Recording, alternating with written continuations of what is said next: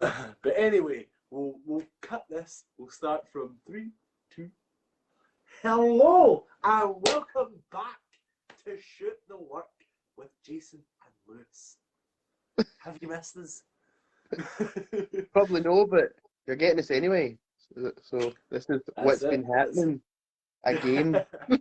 Yeah, The and only it's episodes we ever do is what's been happening while we've been gone for a month, and then we'll be back in 2 months again. That's what'll happen. yeah, yeah. It's been a while since our last one, hasn't it?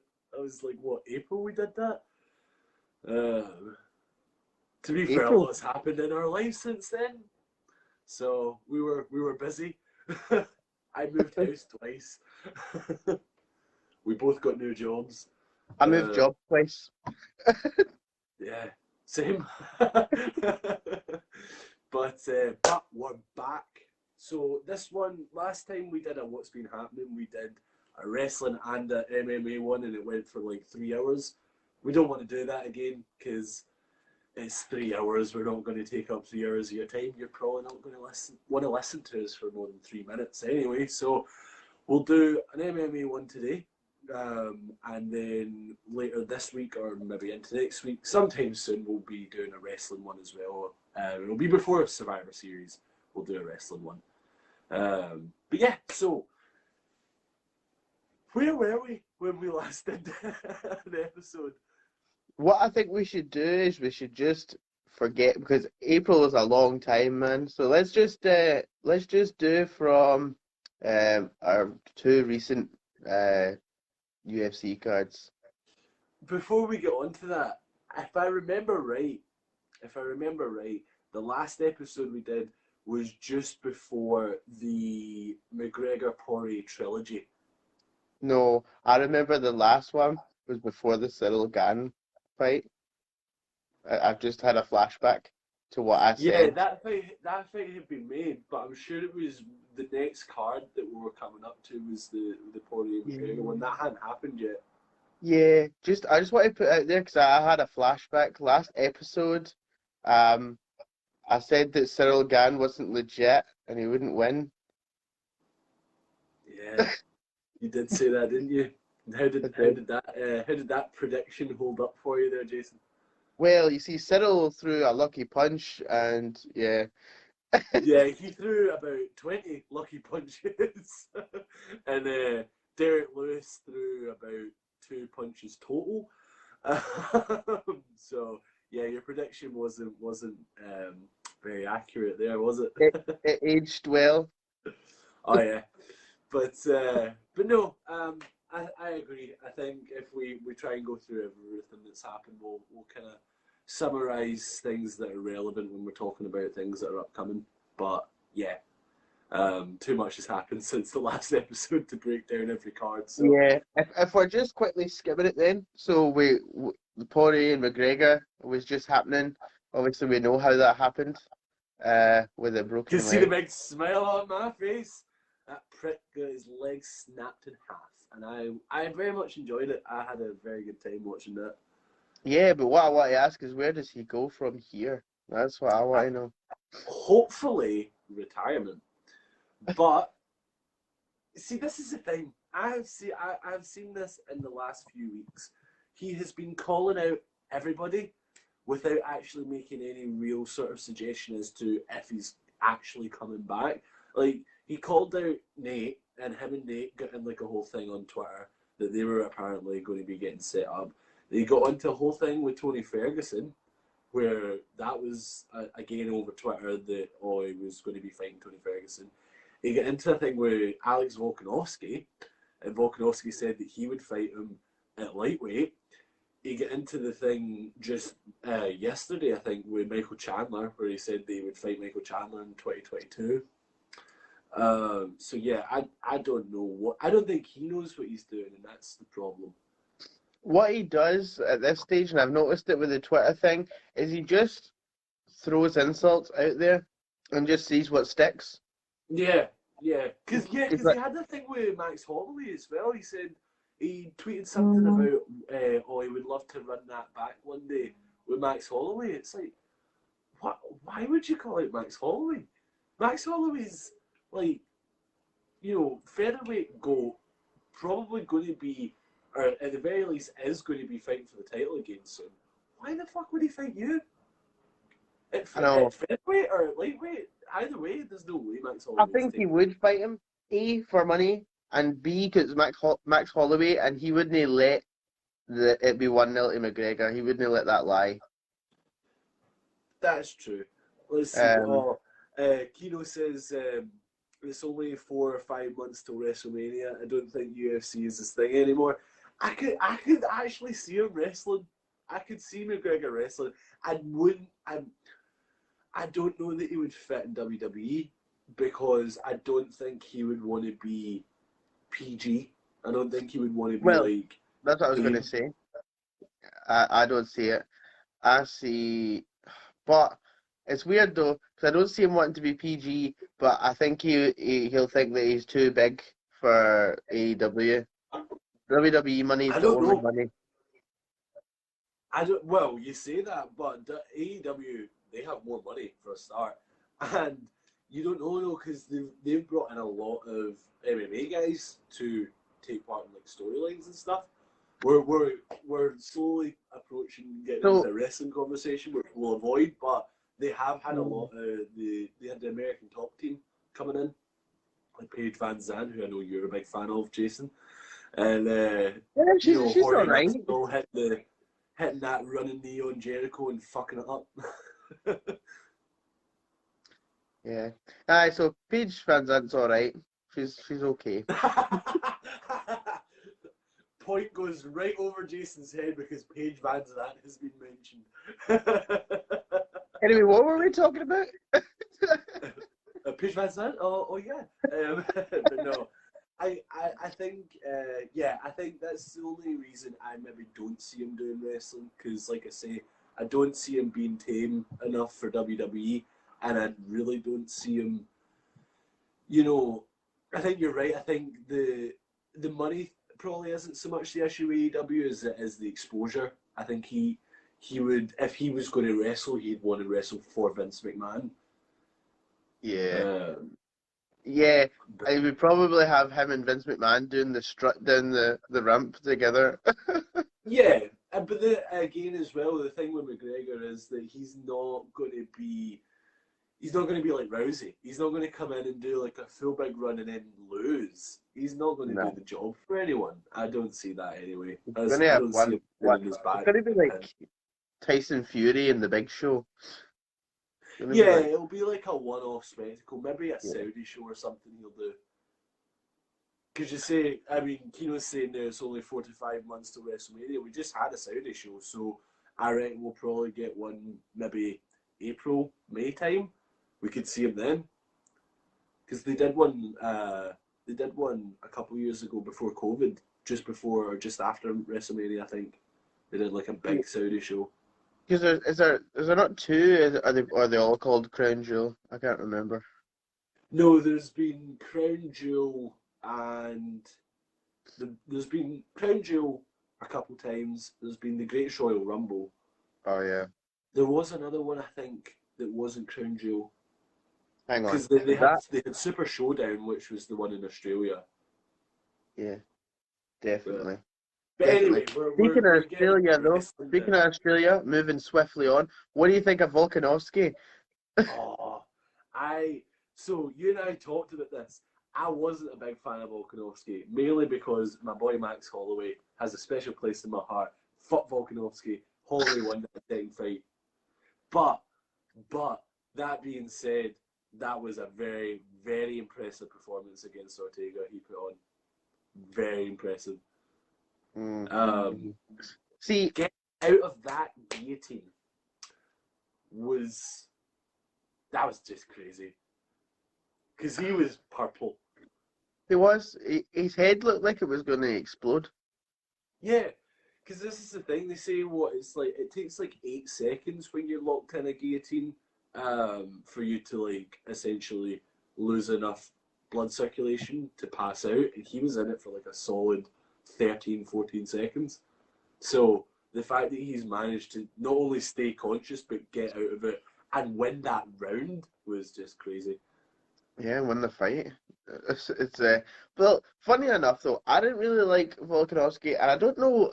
I think it was the Max Holloway thing, but he never had any sort of personality with him. He was just some guy. Yeah, Um, but yeah. then, He never had anything that made him likable. yeah, I know. Now I watch him on Instagram cooking with Volkanovski. That's interesting to watch. Um, I can't say I've watched that. you need to watch Cooking with Volkanovski. I need to check that out. Wow, But I just plugged Volkanovski on this, right? Okay. as the sideshow. But Uh, no, no, I think that fight was a really good fight. Ortega and Volkanovski. That was a great fight. Who else was on that card? That was a few cards ago. it was. Hey, Yeah, Mister. Oh, we'll only do the last two. Then goes back four cards. hey, pull that up. Hey, buddy, pull that up. I'm pulling it up just now. Sorry, So I just wanted to look big budget there. That's why I was looking to the sides and getting somebody else to pull it up for me. It's like, yeah, wow. that was like six cards ago. Was that 6 cards ago? Well, if you include the fight nights. Was it three Um, main cards ago though? yeah, two Right, sets. aye. So it's two main cards ago. But anyway, you had Volkanovski and Ortega, Shevchenko and Lauren Murphy, and Yeah. Nick Diaz and Robbie Lawler. Oh, how can I forget that? That was a weird fight, wasn't it? Right. Okay. Putting it there. Nick Diaz got fucked over. Did he? Did he? Nick Diaz got totally fucked. Yeah. He, it was a really Apparently, weird. apparently it was still in the negotiation stage, and then they just fucking set it all up and went, "Oh yeah, you're fighting like 4 weeks. Yeah, cool for you. Right, cool. See you later." and he's I know. and he's like, "What?" And that's why he wasn't in shape. He was chubby. He was a weight class above where he normally is. Yeah, he was a weight class above where they had scheduled the fight for.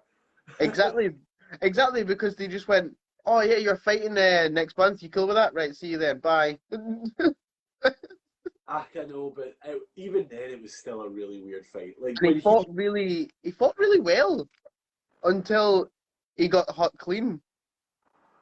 yeah, and then he just sort of sat down and was like, "No, I'm not getting back up. I'm I'm out." But no, But see when the fight started and he came out and did that like jumping, spinning 360 roundhouse, like what the fuck was that? Because he was nowhere near him. he He just wanted was to still spin on the about. other side of the cage and just did a To be wee like fair, cartwheel. what I think that would be is just letting some tension loose. You know what I mean? Just I'm just going to do a spinning wheel kick and that'll clear the air. You know what I mean? Yeah, but no, the Valentina Shevchenko though. Oh my god, I don't know what why an I watch her absolute fights anymore. fucking animal she is. Like that's what I mean. Like I don't know why I watch her fights anymore because it's just too predictable. But then, in saying that though, I think see the more she does it, the more impressive it is that she continues to do it to everyone they put in front of her. Yes, I know, but for Shevchenko, the problem with her is every win she gets, like, oh, an impressive victory, but it wasn't against Amanda Nunes, was it though? Was it? No. I know. We've spoke about this before. She does need to fight Nunes. I think that will probably be what's next for her now because she's ran through that entire division, and Nunes has ran through two divisions that she's holding down. So I think it makes sense for the two of them to fight. Nunes has got a fight next month, I think, against someone. But yeah, I think next step for the two of them is to have the trilogy fight. Even if you wanna, I know this sounds mental, but if you don't even want to play for belts, if you want to just do a catch weight in between the two, Yeah, I suppose, but then I don't know because there is the middle division. Because obviously you've got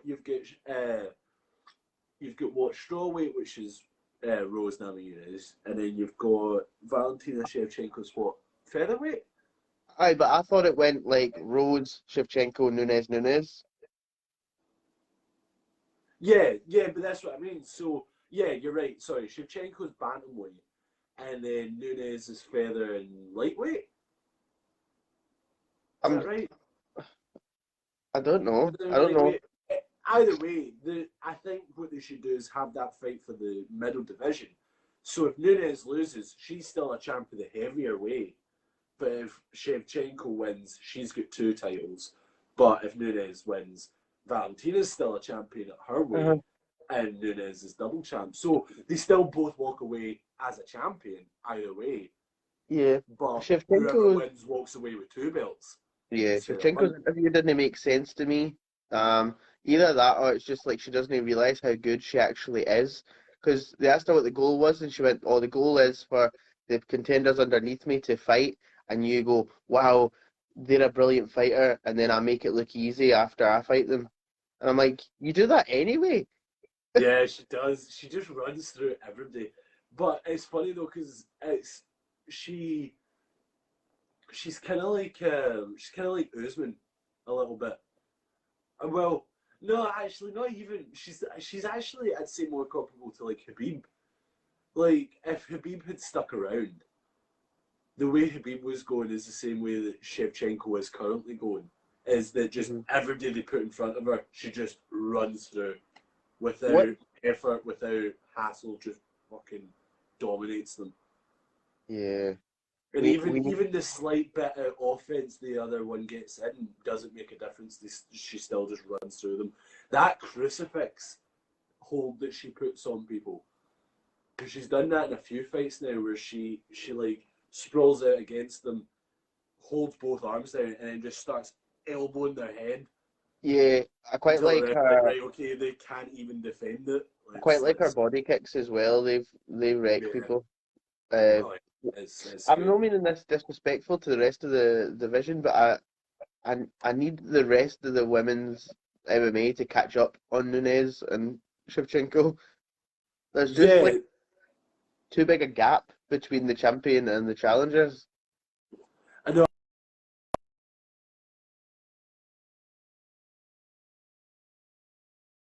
Problem now. The yeah, like you say, apart from strawweight, the women's Strawweight is divisions it is a bit boring because you just know that whoever comes up is then going to run into either Shevchenko or Nunes, and then they're mm, just going to run through them.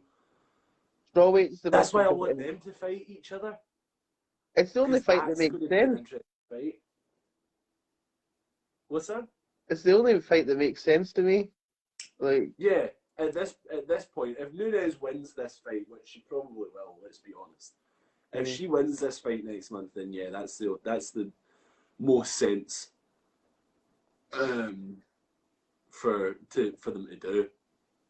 Um, no, but definitely. Do you reckon still sticking to that card? Do you reckon we'll see Nick Diaz again? I hope so. I hope he gets a bit more time. I hope they Uh, give him time, a full camp. Um, and I hope they don't put him against Lawler or somebody like that. I hope they give him like a decent fight. One that he's going to be invested in. Do you know what I mean? One that he's actually going to want to do and want to win. yeah. Uh-huh. Um, To be imagine, honest, though, GSP came back for one more. You had Nick and GSP. oh, That'd be a good fight. I I know. GSP's a machine, though. He would honestly like wreck him. Like I don't know how GSP does it. He just stays in constant shape and constantly just knows what he's doing, and he could probably beat anybody. He could probably come in just now and beat somebody big. He's just, Him and Usman would be a hell of a fight. aye. They two, I think, Uh, would be good. so, right, because Nick Diaz he should be a 155, shouldn't he? Nick, Yeah, yeah, Nick's meant to fight at welter. that's That was what 170. him and Lawler were supposed to fight at, and then they What fought did they fight at? midway. Oh, did they fight at 185? Yeah, because Diaz couldn't make it to. Oh yeah, I I thought it was I thought it was 155, but it was 185. They fought at. I thought it was 170 they fought at, but it's No, 185. 155 is lightweight. They're not I know. fighting I thought lightweight. I thought Nick Diaz was a lightweight. No, Nate doesn't even fight at lightweight. Nate used to fight a lightweight. So did Nick. Yeah, he has, but no, and Um, so did Nick. I think Nick back in yeah, like the old days fought at I lightweight, but Nick was a Strikeforce champion at lightweight. yeah, but nah, Um, Nick's not well, fought. well, if you're talking welter, then it's got to be either Nate Masvidal 2 or Nick tries to avenge Nate's loss. Yeah, but then you've got Masvidal Edwards, which will be a really interesting fight because if Masvidal wins that, he's back in title contention. He is, but I reckon that Masvidal is a bunch of hype over a flying knee, and he's not going to win that Yeah, fight. no, I don't think he's beaten Leon Edwards. I think Edwards is winning that one, but I you never know. know. As Uncle Dana likes to always say, anything can happen in this sport, so you really don't know. What it means is I'm going to evaluate what one will make me the most money, and I'll do that. Yeah, pretty much, um, yeah. m moving on to the next sort of big card that we had, that was wow, who headlined that? I'm totally losing who headlined everything. Well, before we move on to that, just a quick mention for the fight night card that they did with Paulo Costa and Marvin Vittori, because that Oh was quite an yes. interesting one. No, that is a very interesting one. The one where Costa deliberately came in overweight. He came in overweight Costa on was purpose. Costa was a strange guy during that, wasn't he? Wh- Why It was would you weird. why would you deliberately come in overweight? He did it on purpose. Yeah, it was a bit strange. Because that's what Dana said. He goes, if he did it by accident, he would have been out of shape and you would have been able to see him like huffing and puffing in the third round or something. But he said he was still in peak condition at round 5, which he was. Yeah, So yeah, it was a good fight. To be fair, it was a very good fight, and I think it was strange the way Costa was kind of going on, like because he's saying about he's like when they were doing the press conference like pre-fight, Vittori's obviously like, oh, you've came in overweight, and that's we're meant to be at this weight, and that's bad that you've done that, and he's like, Costa just goes, well, that's a you problem. Like, no, it's not. It's a you problem because you're overweight. aye, he tried to say he injured his bicep and he missed training, but injuring your bicep doesn't stop you doing the weight cut. Like it just Yeah, doesn't. but I like now that Dana said he's not allowed to fight at middleweight anymore. He's He, just too big. He's he's too big for huge. middleweight. He's definitely not a middleweight. The guy, he's just built big. Like he's got the broad shoulders. He's naturally quite buff. Yeah, but And then you pack the muscle on top of that. There's only so much weight you can cut while remaining healthy, and that's why he's always overweight. and I'm glad that Vittori won that fight after everything that went on. Yeah, because he was. I'm sure Costa was overweight for the Adesanya fight as well, wasn't he? I don't think so. I think he made He it. was. He wasn't. He wasn't so overweight that they had to make it a catchweight fight, but he was overweight enough that he lost the 20% of his purse. Oh, hang on. Is that when Adesanya was complaining that all these people like don't care about 30%, you got to make it 70? Yeah, Um, but that leaves me with interesting matchups and fantasy booking for Costa because I want to see like Costa Reyes and oh yeah. Costa Blakovic. I think that would be. Costa Blakovic, Costa. I would say give him Reyes or something like that, and then I don't know. I don't know about that because you've got Teixeira's going to be taking on that Yuri guy, the one with the mad yeah, ponytail. he's a Uh, machine. yeah, oh yeah, oh he's going to run through Teixeira. He's going to run through that old man. I thought he was going to run through fucking Blakovic as well. I was like, I'm scared for Blakovic because Yeah, Yuri I is. remember you said that in the last one.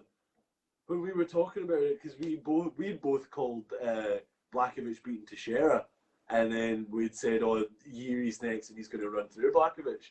Yeah. But yeah, he's definitely going to run through Teixeira. He's knocking that man out.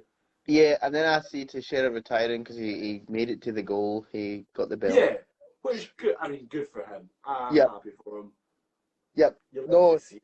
because I've said this in many podcasts that if you're in the UFC and you're over 40 and you lose one, then Dana just cuts you off. He rips that contract up and he sends you to Bellator. So he uh, just, gives you the old Yoel Romero treatment. I know, but Teixeira just said to him, he just refused to lose and just won 8 in a row or something like that. I was like, I'm not losing. No, it's funny. But no, But that leads us on nicely to the next card, which was the Teixeira Blachowicz card. it was, and that fight was interesting. I expected a back and forth fight, Yeah. and Well, like I say, we both called Blachowicz winning that. yeah, I expected it to be close though, Yeah. but it wasn't Uh, even close, and it was the wrong guy that won, like that we predicted. but also in that card, before we go into it, you had one of my favourites at the moment, Kamzat Chimaev, and I hope I've said that right. That man is, he's going to be a problem for welterweight.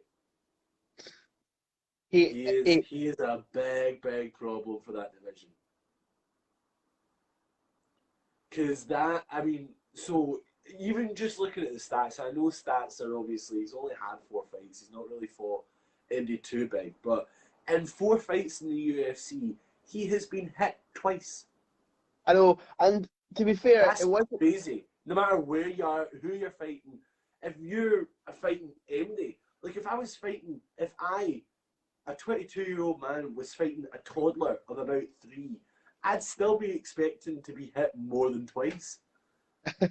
Like, Well, it wasn't exactly fighting a slouch. That guy was 10, ranked 10. yeah, exactly. That's what I mean. For him to, that's what I mean. I'm saying that me, an untrained fighter, fighting a 3-year-old toddler, I'd expect to get hit more than twice. But Yeah, these are four professional fighters that he's fighting that have at the very least been good enough to be contracted by the UFC, and he only has been hit twice. That's yeah, crazy.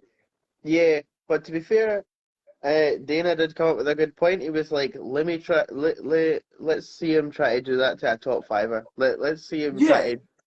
Oh yeah, I definitely think he's going to have more competition and Uh, more competitive fights when he's rising up those rankings. But I reckon if he runs through the likes of maybe a Gilbert Burns or yeah.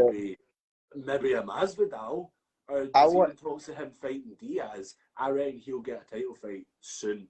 Is Stockholm doing Diaz the one I wanted to see because he seems to be the kind of gateway guy to the top five? Is him and Wonderboy. If I know, but I don't want to see Wonderboy lose again. And let's be honest, like that scrawny wee prick is going to get absolutely manhandled by Chimaev. I don't know because sometimes Wonderboy people just don't know how to handle him. He's a Yeah, weird fighter. yeah, I know, but you look at what happened with Gilbert Burns. Gilbert Burns figured him out was the wrestling. That's where he's lacking, and Chimaev has that, in Groves. So yeah, I think Chimaev just manhandles him. I I think know. it'll be like his other fights. If he fights Wonderboy, he'll just dominate him. Mm, yeah, but then Wonderboy is sitting at 7. You know what I mean? So if you beat Wonderboy and you end up about 7 or 6, you know what I mean? That's you nearly there. Yeah, well, the thing, it just really depends because I think Gilbert Burns is wanting a fight, and he knows that obviously he can't fight Edwards or Masvidal, who are the other ones in the top 5 at the moment. Plus, Kobe's just lost to Usman, so we'll get onto that in a minute, obviously. But Yeah. you've had those two are going to be out for a little bit, so it makes sense that Gilbert Burns needs a fight. Chimaev turns around really quickly because he doesn't get hit, so he's going to want a fight soon as well. Yeah. It could jump the queue. Because, like I say, I mean, you're talking about Wonderboy, but Wonderboy's just lost to Gilbert Burns. So, although it makes sense for Wonderboy, it'd be beneficial for Wonderboy, Chimaev doesn't really have a lot to gain with that because he's 10 and Wonderboy's 7. He's not going to rise up that much. Whereas if he beats Gilbert Burns is still going to be in the top 10, but Chimaev jumped straight up to top 5. He does, but I don't know, as Sugar Sean O'Malley said, why rush it when you can get the big money and end it? You know what I Well, mean? I don't know how many fights he's got left in his contract though, because he's fought 4 now. He's fought 4. They usually give you like sort of 5 or 6. You know what I mean? Yeah, so he could, but if he fights the Gilbert Burns fight, then his contract's up, and he's probably going to be in sort of talks for a title fight, where he'll be then negotiating his contract as a contender for the Yeah. title. Dana did say in the press conference though that he's got 2 fights until championship fight. So Yeah, but Dana says that, but you don't know. Like I say, it all depends on who can take the fights at what times. yeah, Because if he fights Gilbert Burns and wins, yeah, I'd say he's probably taking either Usman straight away, yeah. or if the winner of Edwards Masvidal fights Usman, Chimaev will then have the winner of that. If he then maybe fights somebody else in the But meantime, maybe but Kobe. if Dana can rush Chimaev up to the championship bit, like to a championship fight, but pay him peanuts on his old contract, he would love that too. Yeah, because this is the thing as well. Because yeah, I know what you're saying about O'Malley, and O'Malley does have that attitude. But after that last fight, Chimaev was sitting saying, "I want the title. I want a title fight. I'm the champion. I want to be the champion. I'm going Aye. to beat the best." And Did you hear so what he he's was? desperate to get there, regardless of contracts and what money he's getting paid. Did So you hear what he was saying to Dana? He was choking that guy out, and he was like, "Bring Brock Lesnar in here. Phone Brock Lesnar and I'll fight fight him." everybody. I'll even fight Brock Lesnar, but I'll fight him. Oh, he's fucking brilliant, man. I love him. But Who else was no, fighting so we also on that card though Was we it had was it we had Makiev? Is that his name? Was that in this? Islam Mikhaev, Yep. Habib's little prodigy. He's coming up good as well. He is. He's going to be a fast rising guy. He's I think as much as I know he doesn't like being compared too much to Habib, I reckon he is the next Habib. nah, His because fight style's very similar, and he he's runs through people. he's better than Khabib. He actually And he's good at striking. he's Khabib was striking Yeah. like Instead because of that wild flying knee that Habib threw. oh I seen Khabib in one fight throw an uppercut and I swear it was the worst uppercut I've ever seen. I was like, yeah, just take him down and choke him out. Just Oh man, but no, uh, yeah, it's Habib's flying knee is as good as Ben Askren's spinning back fist and Nick Diaz's mad 360 roundhouse. Just absolutely nowhere near their opponent when they that's throw it. great. But no, I think Mikhaev is going to be a really good contender at lightweight. I reckon maybe a couple more fights for him before we see him fighting the champion again, similar to Chimaev. Do we need another contender in lightweight? Like that roster is stacked. It's so stacked. It's so stacked. I mean, who you've got Poirier fighting Oliveira on the 11th of December. I think Then Gaethje takes on the winner. Gaethje takes on the winner, but the thing is with Mikhaev, I don't know who he could fight in the meantime. Because obviously, Because Dana always says he doesn't like people sitting around waiting for fights. So, but he'll need to take somebody lower than him then, really, because I think he's near the top half. is he? I'm sure he is. No, Uh, I think he's in. I think he's below 5. Hold on, I'll pull up the rankings and have a wee look. but if Sorry, could you pull that up for us there, guy off camera? Oh no, you're right enough. He's fourth. He's fourth at the moment. So Exactly. you've So got you've got so Chandler's got beat up heavily, so you'll see him fighting for a while. Chandler's number 5. So you've got Oliver as the champion, Poirier's first, Gaethje second, Beneil Dariush, who Oh, I fight. Dariush, right? He's so like flew under the radar. Like he was just like going about his business nice and quietly, and then boom, he's ranked 3. Like, wow, this guy's crazy. No, that's the fight then. Yeah, Okay, that's yeah. this is Dariush. Oh, Sam has commented, Lewis eats ass. Nice. that's a different podcast altogether. Oh yeah, that's not even a podcast. That's a whole other website. It's still called What's Been Happening though.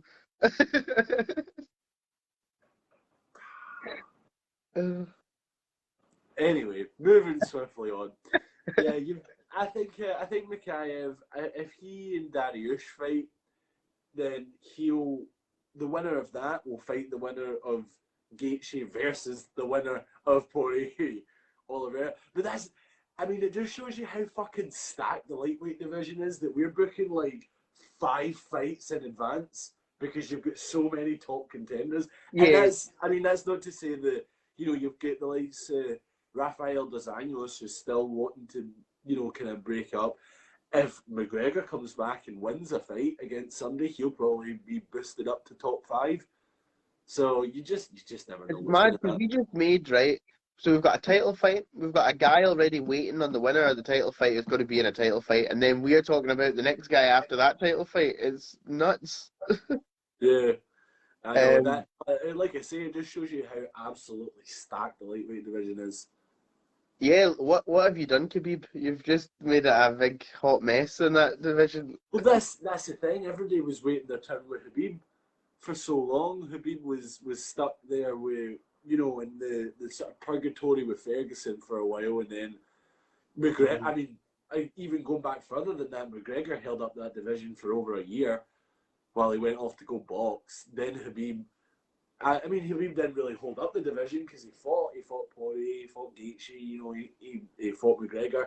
He was Uh-huh. fighting, but As soon as he retired, he said, "I've retired, have the belt back." Like he was good that way. yeah, but there was a lot of time as well he spent not able to fight because of COVID, and then that division did get kind of held up. In the meantime, a lot of contenders rose through the rankings in lightweight Yeah. and are all waiting their turn now that Habib's vacated it and the title's Mhm. back. Who else In was contention. on the card with uh with Blakovic? Because obviously I know. So you had our boy Hasbullah. Hasbullah was there. He got into a little scuffle We with did. that. He did. I seen that. I love Hasbullah. I love him. He's just such a great wee guy. He reminds me of you a little bit, Jason. I know I am a great wee guy. I am, you're right.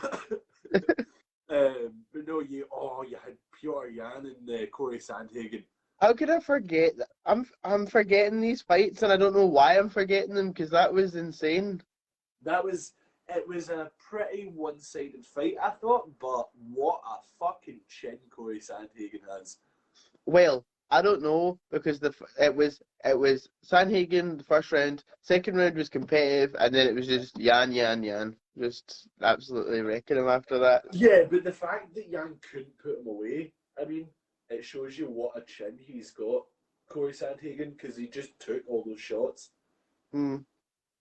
And there was a lot of big shots he got hit with. Yeah, Jan did take a flying knee to the face, and like he Oh took. yeah, I mean, yeah. Don't get me wrong. It wasn't totally one-sided. Sandhagen did get a lot of good offense, but in terms of like the big moments, there was a lot more for Jan than there was Sandhagen. Yeah, no, definitely. Um, Um, but no, I did really enjoy that fight. That was a really good fight.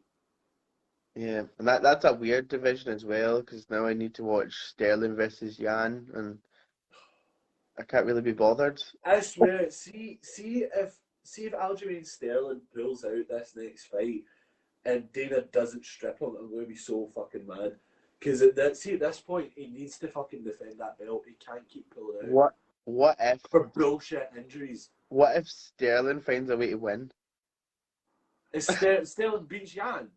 Imagine.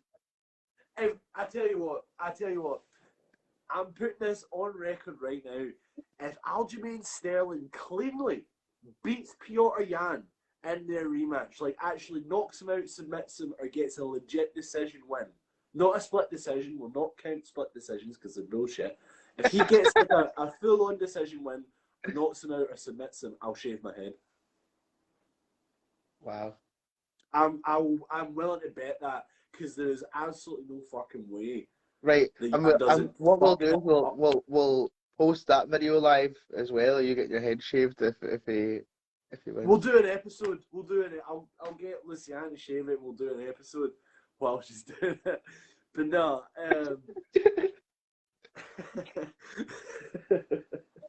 I'm gonna regret that now. Watch this. He's gonna fucking train. He's gonna train. He's gonna come out. And he's gonna be like fucking Habib. Aye, Destroy him. or Jan's gonna like dominate him and then he's gonna get like a lucky head kick or something in the fifth. But I can already feel that I'm gonna regret making that bet now. Anyway, I mean, to be fair, do you see Sterling beating Jan? no. No. Nah. He's just not gonna. He knows he's not gonna. That's the biggest problem. He's like, Sterling knows he's not gonna beat Jan. That's why he's fucking ducking him. hey, let me just go to bed with my belt a couple more nights. Come on. Yeah, that's all this is. He's because if you notice as well, Sterling's been on all the fucking talk shows and interviews, and he's doing everything he can to live the life of the champion while it lasts, because he knows he's on borrowed fucking time before he loses it. So he's like, let me just appear at every single fucking press conference I can with my shiny belt until the boogeyman comes and fucking takes my head off. I know. But then, oh my God, this needs to hurry up and play out and give me TJ Dillashaw versus Jan, please. Just give me it. Oh my God, I need it injected into my veins. Take I my honestly, I need that fight to happen. That would be such a fucking good fight. Dillashaw and Yan would be an absolute barn burner. I know, because Dillashaw and Sandhagen was good, and Sandhagen and Jan was good, so we need. I think, just speaking of which, I think you've got a Cody Garbrandt fight coming up soon too. Oh, no, maybe not. Did he not lose the font last time though? Yeah, but I think he was fighting at flyweight. Apparently. What weight's that? 125? Yeah. What, like Moreno's division? Yeah. What?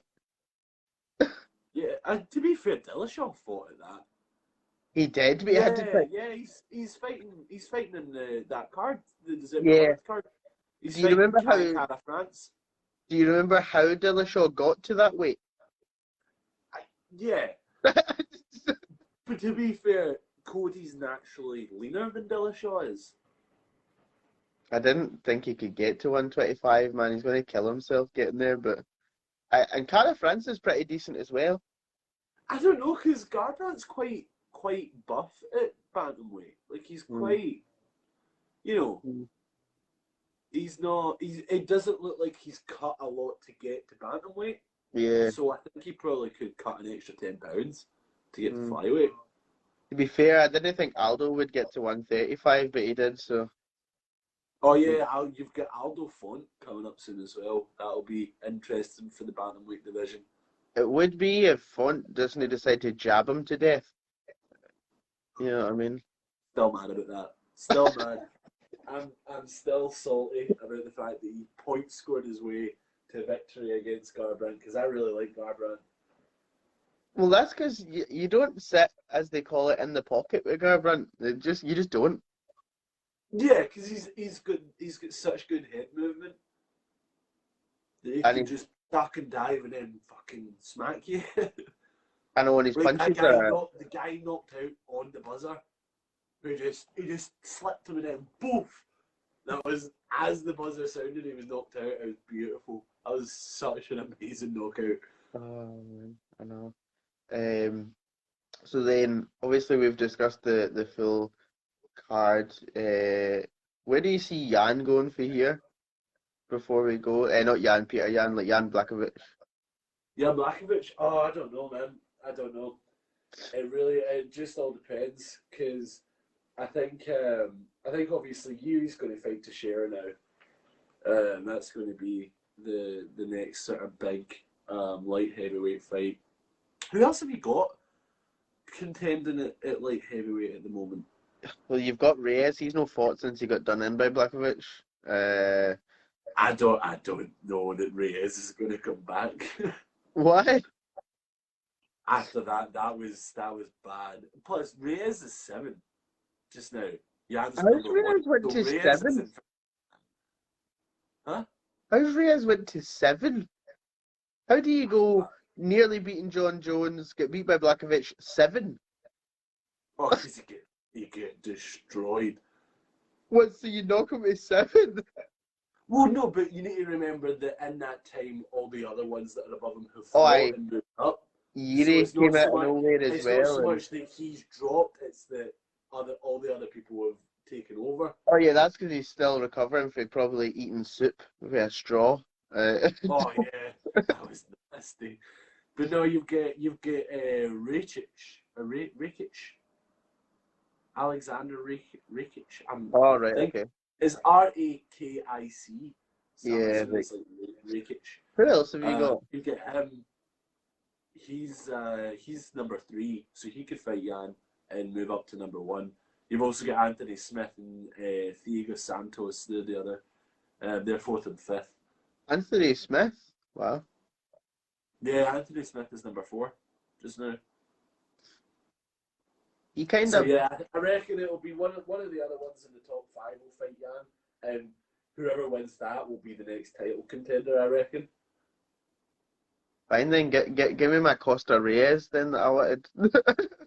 Yeah, you could have Costa Reyes, I suppose, because that would be a good way. Because he's obviously Costa is unranked at light heavyweight.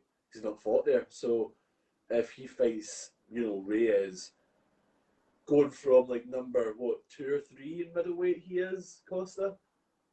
Mm-hmm. That he could legitimately challenge for like a top 10 guy straight I'm away in that even division. surprised that he was 2 or 3 because he got beat by Adesanya, and then obviously I know it was a sort of kind of catch weight fight that they did for him, but he's lost 2 in a row. He's 5th. I've just checked there. He's 5th. Because you've got Whitaker, Vittori, Cannonier, Brunson, then Costa. Wow, I've not seen Cannonier fight in a while. Yeah, who was it he last fought? He fought not too long ago. He's fought this year. Adesanya just wants to fight Cannonier because he's fought everybody else. Aye. Every time they talk about something, he's just like, Cannonier, I want to fight him. Oh, what about that Alex Pereira though? Did you see him at the card there, the last one? No, I didn't. Do you know who I'm talking about? No, I don't think so. So Alex Pereira, this is a good way for us to lead into talking about that last card there. So Alex Pereira is a guy who did kickboxing. This was his debut fight. But hang on, is this knocked out Adesanya years ago? Yeah, nah, no straight away. Fucking, there's levels to this shit. No, but I just mean it's a new contender because he had a fight there at that last card and knocked the guy out bad, like a flying knee, and knocked him out clean as a whistle, like a really, really good knockout. So I reckon he'll probably get a fairly high-ranking fighter because of his record in kickboxing.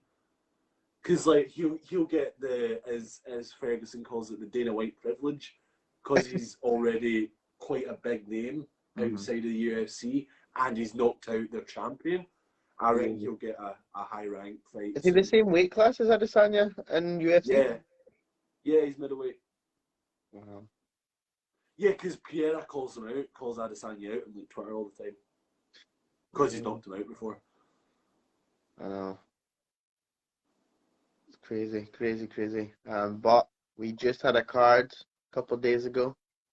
Yeah, Um, that was Piera was fighting on that. He was in the undercard for that, the mm, prelims. y- But the main card, what a main card that was. yep, it started off with did it start off with Rose or did it start off with Cheeto?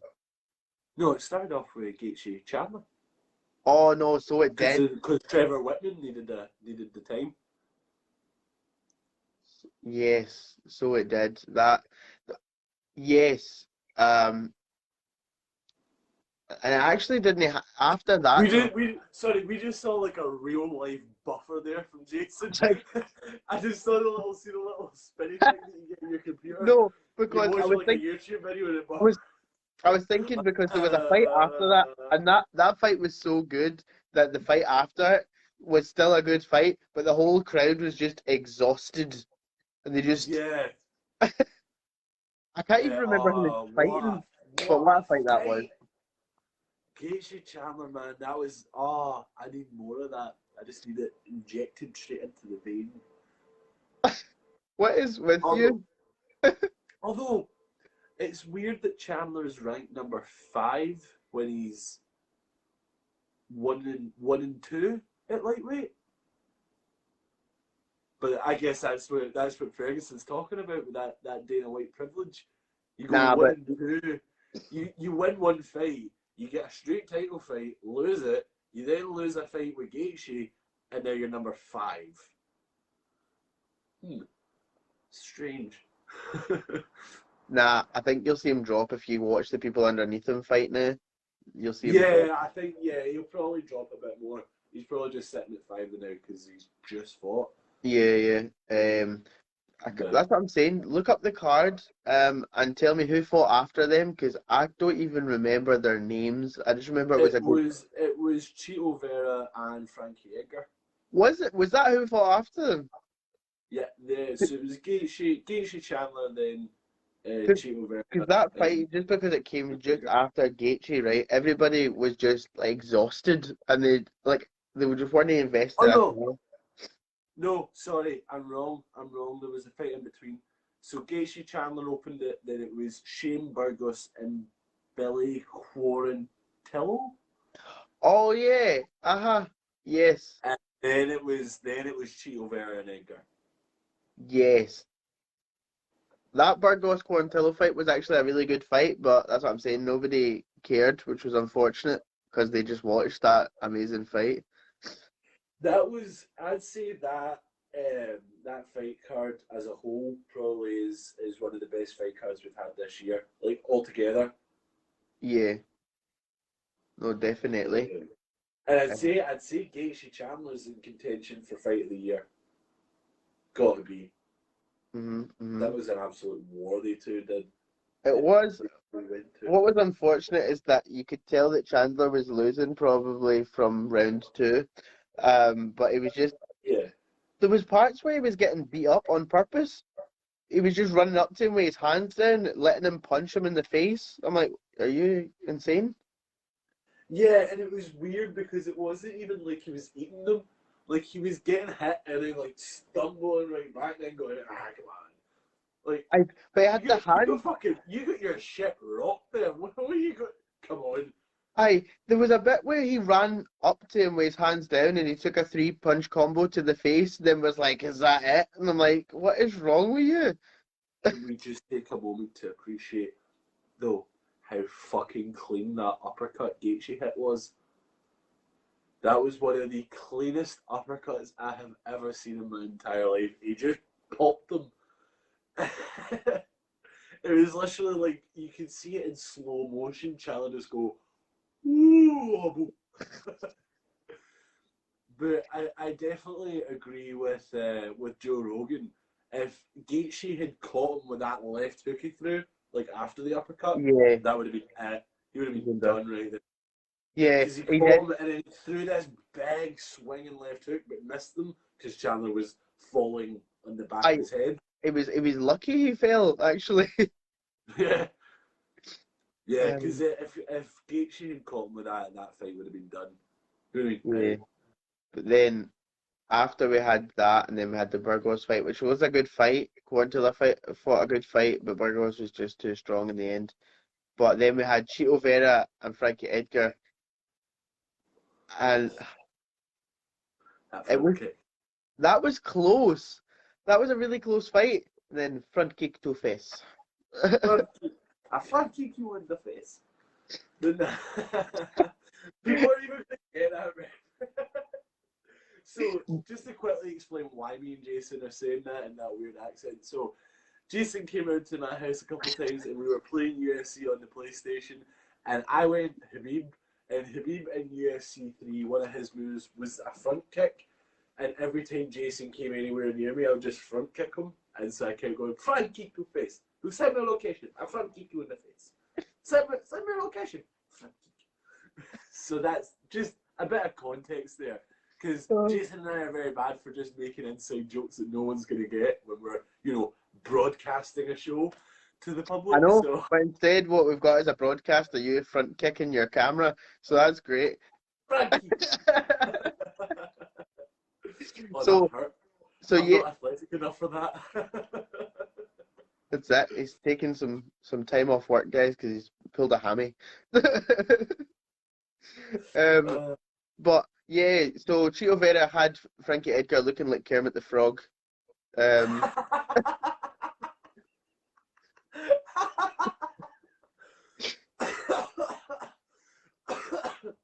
it, it was the cleanest front kick I've ever seen. It beats Anderson Silva's front kick to Vitor Belfort. It really does. I almost did a Kermit voice and I stopped myself. I stopped myself from doing it. But no, no, it was a good fight. I think you're right though. The crowd were still a bit exhausted. They were looking forward to the Rose, Whaley, Zhang, and Usman Covington, so they didn't really. There wasn't a whole lot of attention. I guess that's the one sort of downside to a stacked card is that it's hard to kind of give equal attention to everything on the card, Yeah, even though it was just as good, if not better. Or yeah. there was some cool moments in it. Everybody's going to be talking about Gaethje Chandler. Everybody's going to be talking about Usman Covington. Even Nama Yunus and Weili Zhang. I've not really seen a lot of people talking about that fight. That's because that fight was a funny one. It was quite well, before we move on though, Chito Vera, I think I'm glad he got a finish like that because that puts behind his back the whole O'Malley thing. He's like legit as legit can be now. Yeah. Oh yeah, definitely. But yeah, the Rose Whaley fight. Oh, I had Rose winning. I didn't see it as a split decision. Uh, didn't realize how good a wrestler Whaley was. Yeah, she's very strong. She's because I'm used to seeing her just smashing people in the face and being in those all out brawls. Yeah, she's got a lot of strength and grappling. hmm Definitely. Um, but the real turning point in the fight was when she tried to take down Rose and they kind of scrambled and then Rose ended up on top mount. Oh. Speaking of which, we forgot to talk about that absolutely beautiful reversal from Gaethje, Oh, who backflipped out of a takedown and took Chandler's back and started fucking ground and pounding him. That was one of the cleanest, most beautiful, careless, reckless things I've ever seen in my entire life. I know, and at the same time, I think that was the moment that broke Chandler's soul. It just absolutely broke him. Like, cause Yeah. It was like, oh, I've shot about 5 times. I've finally got the takedown, and somehow, within an instant, he has taken my back and is punching me in the head. I've lifted him up to the lights on the roof, and he's got my back. How? No, that was one.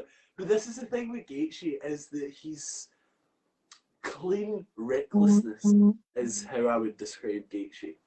Because Clean I'm reckless. sorry for kind of circling back, but I wanted to mention this and I forgot until now. Gaethje and Chandler, both of them swing really wildly, but the reason that Gaethje won that fight and the difference between them is that Gaethje is very, very careful with his recklessness. So he'll throw these wild fucking punches and kicks, but he'll pick the exact right moment to do it.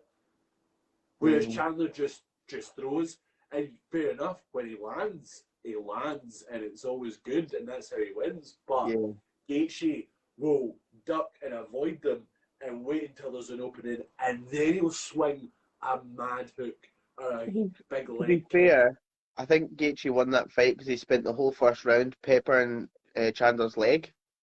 Just absolutely To wrecked be it. fair, Chandler peppered his leg too. They were both, but this is the thing as well, is that neither one of those two guys point score. Like even their leg kicks, a lot of these guys, there's not many people who use leg kicks the way that they do. You've got guys like, what's his name?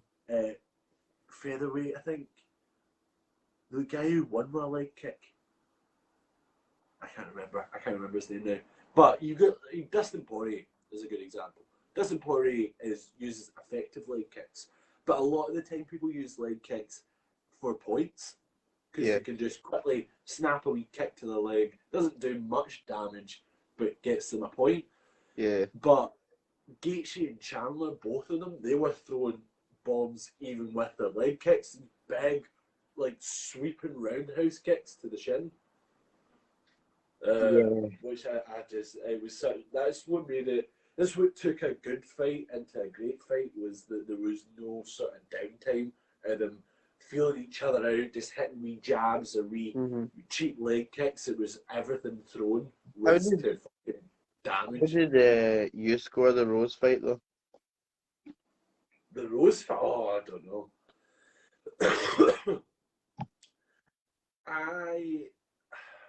I don't know. It was a tough one. It was a tough one to call. It was very close. See, Rose, she took the second round because of that, accidental top mount, which was just favourable. And then the last couple of rounds, she started finding this loopy overhand right. Yeah. And that sort of swayed it. But Wei Lee didn't really get her strikes off at all. I was surprised. But I think maybe she was a bit wary because of what happened the last time, that she got caught with such a lucky kick. Yeah. Because as much as I don't get me wrong, I like Thug Rose and she deserves to win, but it was a lucky kick she caught her with. Now, that's not to say that there's anything wrong with that. I mean, in UFC, a big part of it is luck. That if you can catch them at the right moment, but it was. She got her in a good wee moment, just popped that leg up and kicked her, and then that was it. But I think Wei Lee was probably a bit wary of that going forward.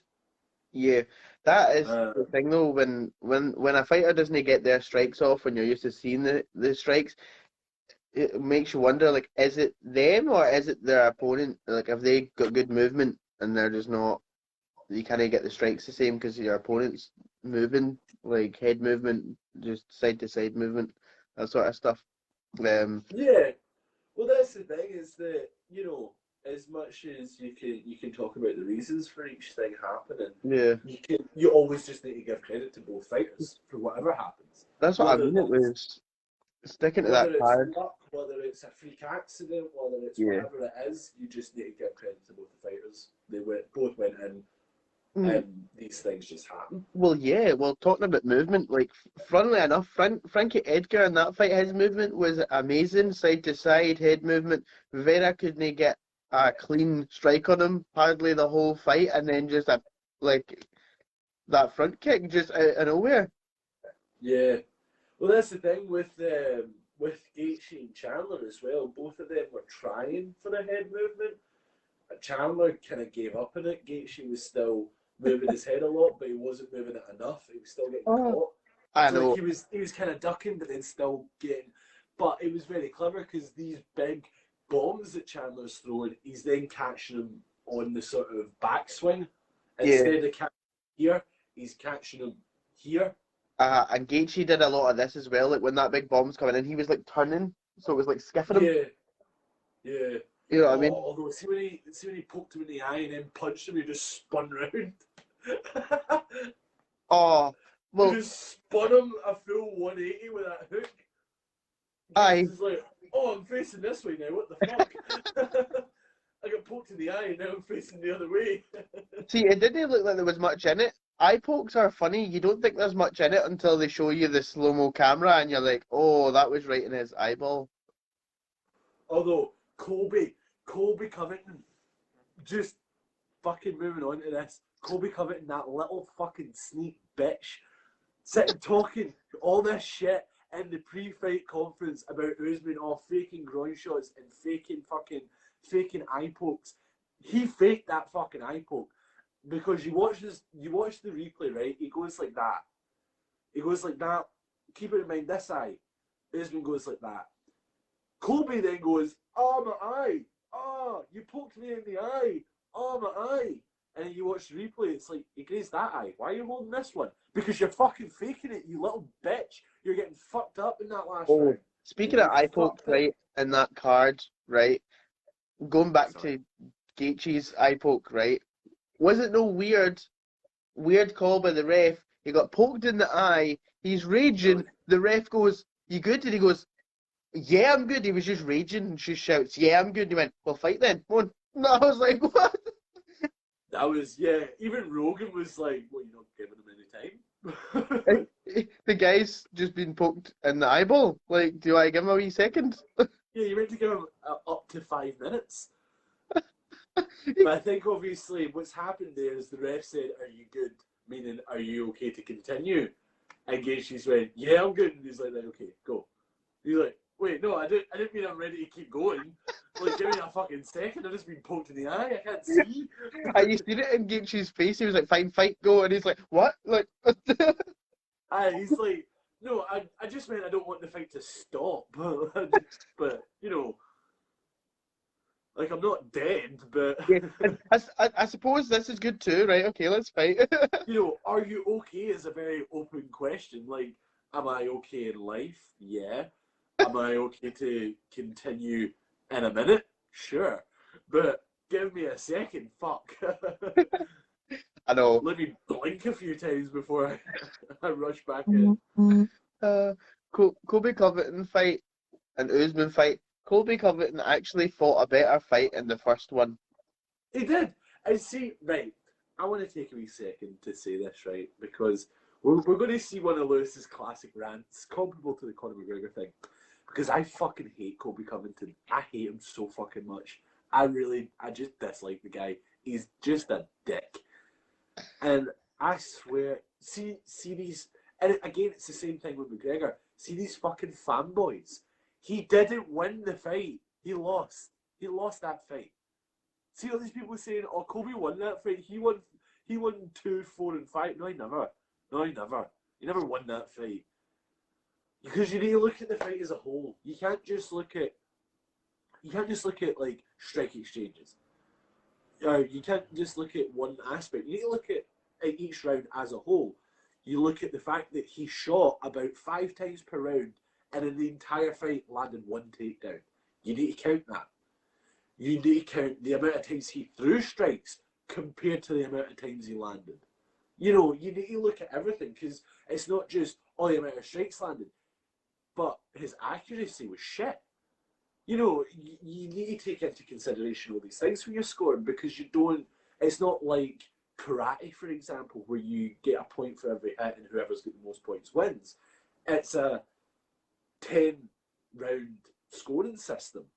And, you know, a 10 and less point round scoring system. So one of these guys has to get a 10. They need to look at everything that's happened in that round and go, right, who did better overall that round? And I'm sorry, don't get me wrong, he did win a couple rounds. Usman won the fight, though. Yep, definitely. But where do they go for here? Usman's just... Usman's probably fighting the winner of Edwards Masvidal. He, I reckon. he better be. Because, like, and Edwards is going to win that fight. I'm sorry, but he is. See, could you imagine Masvidal wins? Could you just imagine though he wins it? How fucking funny. I would feel so bad for Leon Edwards if he Lee, loses that fight Leon, because he's just never going to get a title fight. Leon Edwards is not got Dana White privilege. He just is not. Like, it doesn't He's got matter. the opposite. Dana White just doesn't seem to fucking like him. Like, no, you're not getting a title fight. Everyone will get one before you. You wait your turn, trash. Title fight? Remember, Nate Diaz punched you that one time and you were a wee bit rocked, so Masvidal it is for you. Like, I'm like, Edwards beat up Nate Diaz for 4.5 rounds. And See, this is why this is kind of what I was talking about though as well with like Khamzat Chimaev, right? Because Dana, as much as he likes to fucking say all these things about the rankings and everything, he doesn't. He doesn't go by the rankings. Rankings don't mean shit. Dana wants the big money fights, the big hype fights. Right, That's why fucking Diaz fought Edwards, who was ranked number 2, despite the fact that Diaz isn't even in the top 15. yeah, no, the rankings are there to make you believe it's a legit sport. Yeah, the fact that Conor McGregor is currently ranked number 7 in lightweight, despite the fact that in the last 6 years he has not won a single fight at lightweight. Nah. He's only ever won one fight at lightweight in his whole life. Yeah, because what did he fought Cerrone at welterweight, didn't he? Yep, so he's only ever beat Alvarez and that's it. Yeah, so he beat Alvarez, then lost to Khabib, lost to what? Fucking who else did he lose to? Poirier twice. Diaz was And at Poirier welter as twice. well. What was that? Well, Poirier twice and Khabib. So he won 1, lost 3 at lightweight. He got at lightweight. He won once. Fucking what? 10 years ago, really? No. What? When did he fight Alvarez? 2016. So a good what? 6 years ago. He then gets submitted, knocked out, and snapped his leg in half after losing a 10-8 round. So no, he's nah. And at He welterweight, should not even be anywhere near the fucking top 50. at welterweight, he's 2-1 because he beat an old Cerrone and Nate Diaz when he probably shouldn't have. No, he should have won that second fight. No. To be fair, I don't know. It's one of those ones. It was a very close fight. The second fight. I'm not as much as I like to discredit McGregor. I can't with that. It was a close fight. I know it was close, I but think. I still think Nate won the fight. And what's really weird is that although in the weigh-ins Conor McGregor looks like he's killed himself, featherweight's his division. Yeah, featherweight is, but he wouldn't do well at featherweight now. This is the thing. Featherweight was his division back then, but at the time, featherweight was an empty division. That's why he went up to lightweight because there was no one left for him to fight. But now, if he went to featherweight now, you've got Volkanovski who'd fuck him up. You've got Holloway who'd fuck him up. You've got fucking who else? You got Ortega would fuck him up. Ortega would definitely fuck him up. Hold on. I want to pull up. We'll do a quick little. There's is it Calvin Cater? His name is Right. So Volkanovski, who would you pick out? We'll go through top 5, right, and see who would beat McGregor, right? Volkanovski. Yeah, he would beat McGregor. Absolutely. Holloway. Beat McGregor. Easily. Ortega. Yeah, he would beat McGregor too. He'd submit McGregor. Yeah. Yair Rodriguez. Yeah, he would beat McGregor as well. Korean Zombie. He would beat McGregor. There's no way. Calvin Cater. That would be close. That would be a good fight, though. It would be a good fight. But we're at 6 though, so he can't beat the top 5, and we're at 6. Well, Calvin Cater's 5. Or Gastelum would beat him. See, is Oh no, Gastelum's up at middleweight. He would beat him. He's nowhere fucking near featherweight. 40 pounds heavier, but he would beat him. Oh, I mean, he would, but still. But I'm just yeah, talking about who would beat him. right, okay, we'll do the weight division he does fight at, right? Oliveira would beat him. Submit him, yeah. Yeah, Oliveira would submit him. Poirier has beat him twice. Yeah. Gaethje would beat Gaethje him. would beat him. Gaethje would fuck him up. Beneil Dariush? He would fuck him up too. Dariush is a killer. Mikhaev would beat him. Yep. Mikhaev would fuck him up. Chandler would fuck him up. Yeah, because McGregor's got no takedown defense. Rafael dos Anjos? That's where it gets lost. And No, that's, actually, Rafael dos Anjos is number 6.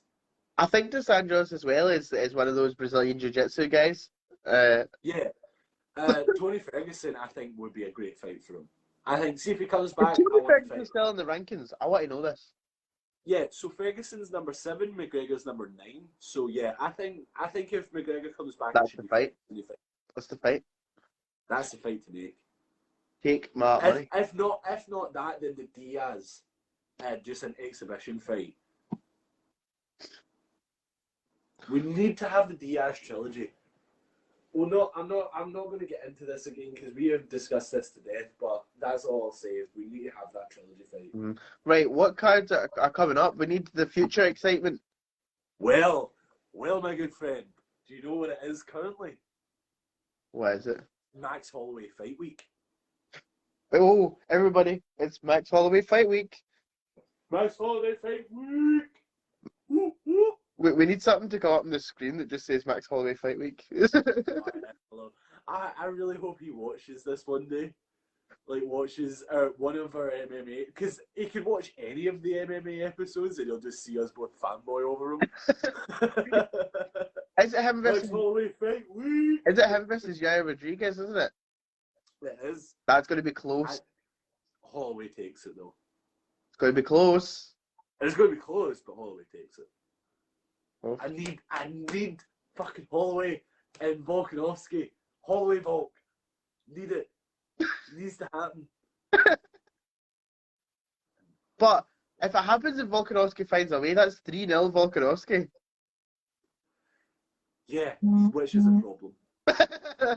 You just look like, and that makes me sad. It does make me sad. If Volkanovski wins, then yeah, I think Holloway will be either changing division or waiting for another champion. I don't like Max Holloway at 155. He's not got the power. No. He's not got the power for 155, and I think that's what we saw with the Poirier fight for the interim belt, was that he's skilled enough. He's I mean, Poirier even said that he gave him the biggest dog fight that you could imagine, but he's not got the power, and that was the difference, is that Poirier, they were both landing, but Poirier was hitting harder because he's got that power, being a natural lightweight. Could Holloway get 135? What? Did he drop?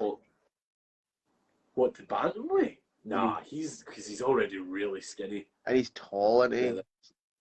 Because it's funny though, because I was telling you this, I watched listened to the podcast, Joe Rogan Experience with Max Holloway, and he was talking about that he does cut a lot to get to featherweight, so he has thought about doing lightweight. Like when he is finished with featherweight, he will move to lightweight if he's not done fighting altogether. Because he does cut quite a bit. Because he says that he sits naturally at like 185 to sort of 200. Whoa. That's a sort of resting weight.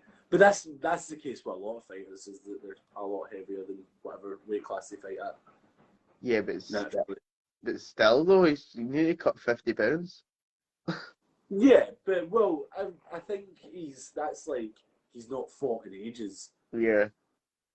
That he's just sort of relaxing. But what he did say is that a lot of the time he won't let himself get that heavy, because if he knows he's going to fight again, he'll kind of try and maintain a sort of steady close weight so that he can drop back down. So Max Holloway, Yair Rodriguez. Is it Izzy at the end of the year? Izzy Whittaker, yeah, Izzy Whittaker's booked. No, I think, is that not January? I was like, am I talking shit right now? Somebody pull Hold that on, up for I've me. got it. Because So I let's know there's see, a fight. There's a big card in December. we've got Misha Tate and Caitlin Vieira after the Holloway Rodriguez fight night. Then you've got the Rob Font Jose Aldo. That's going to be a good Is fight. that a fight night as well? That's a fight night. Then you've got the 11th of December is Oliveira Poirier, Amanda Nunes and Juliana Pena, and Leon Edwards Masvidal. Oh. Garbrandt, Cara France, and Sean O'Malley versus Raul and Paiva. What rank is Paiva? Can we check that out? Paiva is 15. So this will be O'Malley breaking into the rankings if he wins. He is slowing himself down. He is. He definitely is. But I think if O'Malley wins that, he'll call out Garbrandt again. Like legitimately Nah, call him out instead of just mentioning nah. him. I think If he wins this, the fight is going to be. I'm telling everybody right now, the fight is Sean O'Malley, Dominic Cruz. That is the fight. I don't know. I don't know. I don't know about that because the thing with that though is you've got the Vera rematch. But Vera, oh, but he's been talking shit to Dominic Cruz, and Dominic Cruz has been giving him it back. Yeah, but Dominic Cruz gives everybody shit. Dominic Cruz, And so does Sean O'Malley. Sean O'Malley, after he won that last fight against a guy making his debut, called out Cody Garbrandt, Piotr Jan, Aljamain Sterling, and Dominic Cruz. So, like, within the space of like 5 seconds, he just called, and Rob Font as well. He called all of them out. So, I know, but he doesn't believe any of that. Like, honestly, like he'll be like, "Oh, call it the best in the world," and then Dana, can you give me the number 15, man, please? Thanks. yeah, well, but this is the thing. He's calling him out for when his contract's up, which must be soon because he's fought about 5 fights, and this will be probably his like 5th fight. He needs a top 10 guy after that. Well, we're looking past this. He lost to Chio Vera, and I don't care. I know he had a sore leg, but Chio Vera, that was a close fight anyway. Yeah. I know. I mean, it'll be interesting to see how it kind of plays out on that card because that's a fucking stacked ass card. That definitely going to need to be getting the next day off. I reckon for that one. Oh yes. But then you've the after that you've got oh Jason's disappeared. Oh, what a fool! Watch this. This isn't going to work.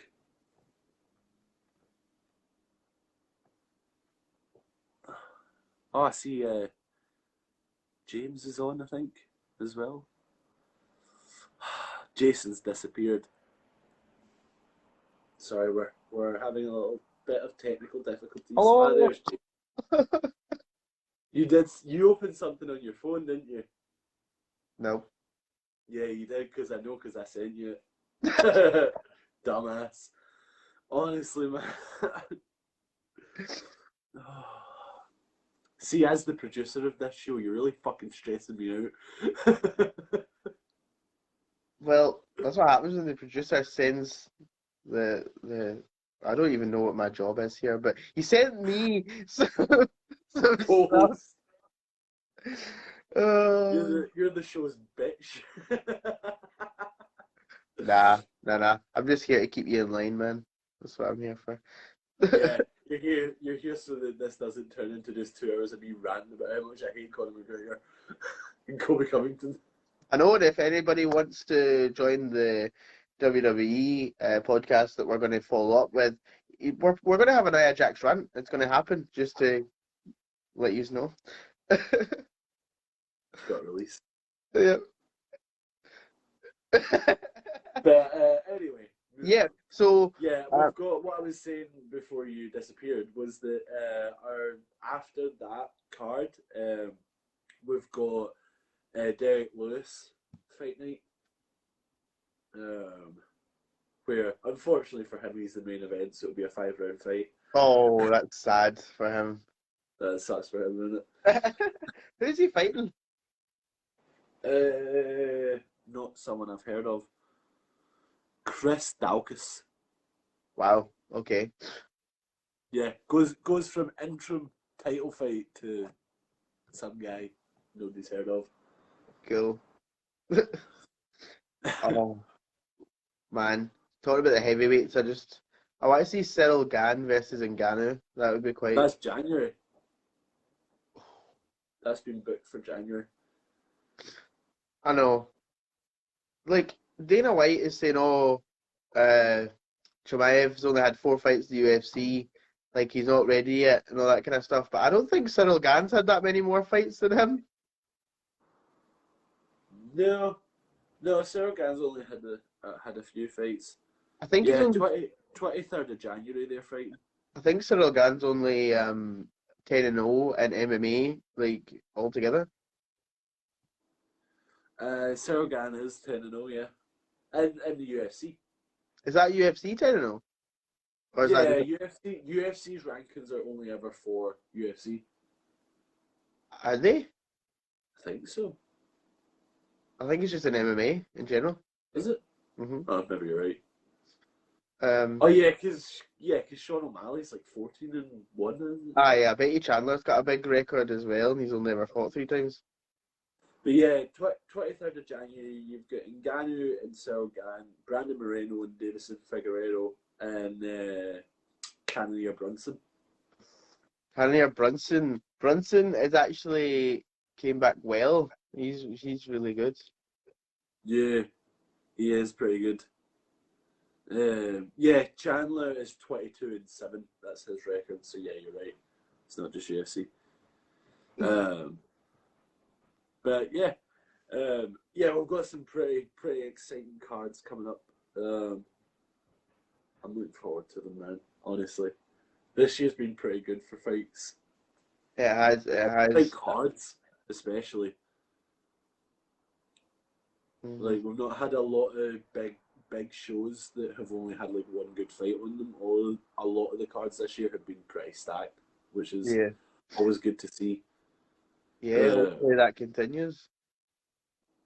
Yeah, definitely. To be fair But though, I don't see how it can't continue because the some of those divisions are insane. Like even like the top 10, there's not one bad fighter there in some of those well, yeah, divisions.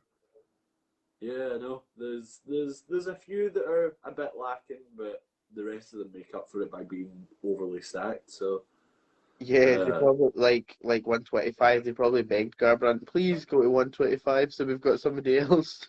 yeah, well, that's it. Yeah, because you've got if Garbrandt's down there now, you've got him, Kai Kara France, Davison Figueiredo, and Brandon Moreno. So you've I got think four guys. Figueiredo should jump up to 35 though. Yeah, oh yeah, he'd do a lot better there, I think. Imagine him versus Peter Yan. Oh, Oh, that would be an amazing fight, wouldn't it? oh. Yeah, but yeah, we've got some pretty good cards coming up. I'm looking forward to, but Mhm. Yeah. um, but I would yeah, say I think that's a good place to wrap us up for yeah, this evening. yeah. Uh, Don't want to go on too long like last time. aye. But yeah, and then of course if UFC is not your thing, we've got a wrestling podcast coming up very shortly. Yeah, I heard your Xbox turn on there. You're already getting set up for your next activity. I appreciate that, man. We'll try to wrap this up here. We appreciate your attention for a fucking minute, Jason. It's not my fault. What do you mean it's not your fault? You did it. You I made a got a conscious notification. decision I to got a push the button. notification. I didn't touch anything. I got a notification. Shocking. But anyway, yeah, like he's saying, we're doing a wrestling one. That'll probably be this week. We'll do that. So if you're more into wrestling, keep an eye out for that. But yeah, it's good to be back. I'm glad we're back. We need to start doing this more often. Oh, of course, my little cousin James has just joined as we're ending. That's terrific. I know he said that I left you, but I just had a technical hiccup, okay? So, okay. Yeah. But yeah, so we'll keep an eye out for the wrestling one. That should be good. Hopefully, we'll get rid of that Hangman Page figure. Um, but yeah, for the time being, I have been Lewis, And I have been Jason. and this has been